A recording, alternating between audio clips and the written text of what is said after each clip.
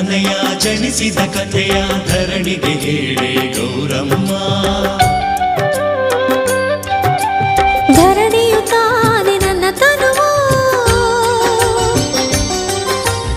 ಅದರಲ್ಲಿ ಬಂದ ಈ ಮಗುವು. ಈ ಧರಣಿಯ ಸ್ನಾನ ಮುಗಿಯದ ಮುನ್ನ ಪರಶಿವನೇ ಬಂದರು ಬಿಡನು. ತನುವಿನ ತನಯ ಆನೆಯ ತಲೆಯ ಪಡೆದುದ ಹೇಳೆ ಗೌರಮ್ಮ.